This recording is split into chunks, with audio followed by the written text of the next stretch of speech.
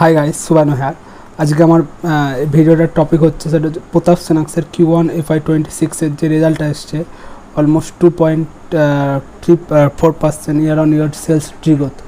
Last 3-4টে quarter, এমনকি last কিছু ইয়ার্স ধরে প্রতাপ সেনাক্সের পারফরমেন্স এরকম ইন্ডাস্ট্রিকে আন্ডার পারফর্ম করছে।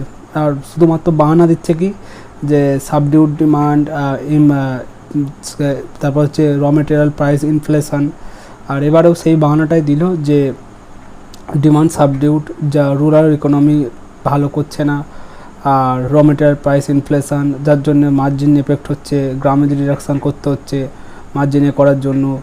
আর আমরা আবার রিকভার করবো, Q2 ভালো হবে, Q1 ভালো হবে, এরকম করে করে পুরো ইয়ার কাটিয়ে দিচ্ছি, আর সেই রিকভারি হচ্ছে না। এইভাবে একটা ইয়ার গেল, FY25 গেল, আবার FY26 থেকে সেম গান গাইতে শুরু করেছে যে Q1 খারাপ হয়েছে, Q2 থেকে আমরা রিকভারি টার্গেট নিচ্ছি। Q1-এ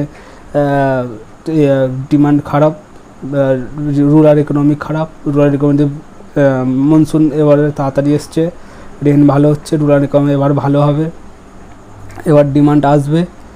এরমভাবে জাস্ট বলেই যাচ্ছে, কোনো পারফরমেন্স নেই, কোনো এক্সিকিউশান, একদম বাজে এক্সিকিউশান।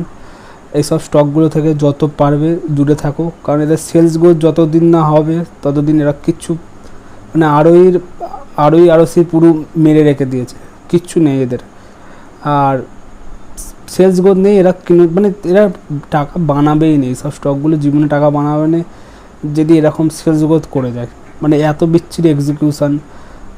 ইন্ডাস্ট্রিতে অনেক স্টক আছে, অনেক কোম্পানি আছে যারা এক্সিকিউশন তবু করছে, তবু অন্তত ইন্ডাস্ট্রিকে আউট পারফর্ম করছে।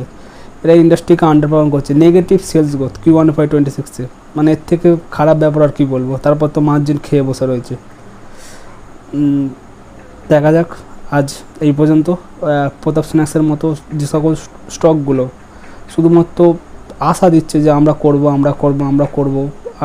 আর কিছু করছে না। ম্যানেজমেন্ট শুধু বাহানা দিচ্ছে যে এই খারাপ, ওই খারাপ, ইন্ডাস্ট্রি ডিমান্ড খারাপ, রুরাল ইকোনমি খারাপ। এসব স্টক পয়সা কোনো দিন বানাবে না। ওকে, বাই।